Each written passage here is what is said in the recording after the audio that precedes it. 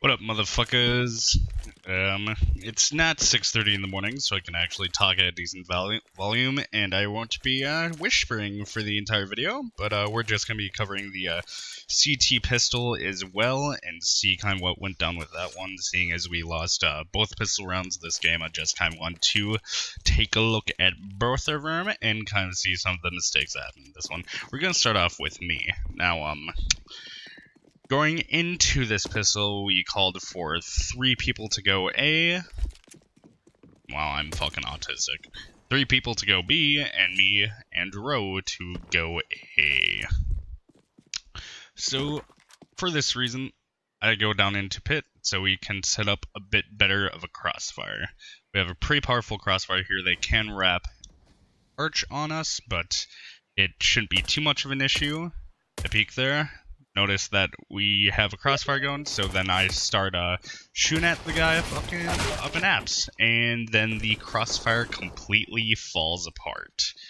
And we end up just losing the round after this. So next let's check out Dro's perspective and see what went down there. Alright, going with Dro here, he's going to go peek down alt mid quick to try and obtain some information.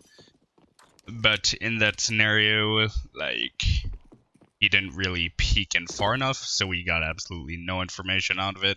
If he would have just peeked in a little bit more, we would have known that there were 3 people alt mid and we could have pulled a rotate earlier. We start hearing some things, and we pull a rotate over. Cobra's kind of floating, and he has a crossfire setup with me, aims up into apps, and swings out way too wide. In my opinion, this is the reason why we end up losing this round, and I will go into that a little bit more in depth. See, I'm going to use the hex powers of the interwebs here to just see how this all went down with Dro and why this was just a rashly poor decision. I'm sitting there behind the wall. I can't really get peeked at from the porch wrap, so Dro's job here is to hold onto the crossfire and swings out way too wide and dies. Starting from this position in the round, I think this is a good place. I would even hug the wall further to the left and just hold there, knowing that I can't be killed from the porch wrap and that there is no way for me to possibly be picked from porch, so your only real objective is to get the guys fucking when they swing out from porch and kill them as they're taking sight. I'm covering your apps, and there's not a lot that can be done to make it so you'll get picked from there.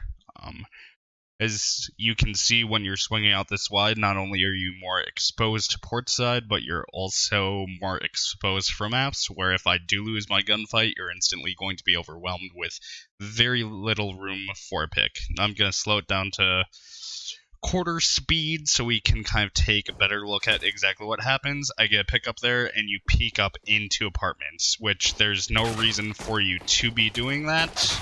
And you swing all the way to pit, which I don't really understand the rationality of that decision.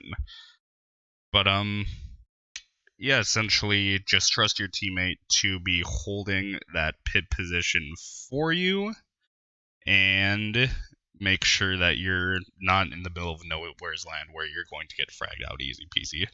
I'm not really going to be covering anything of what the other 3 did during this round. They did it right. They were just put into a bad scenario and were traded out from what frags that they had.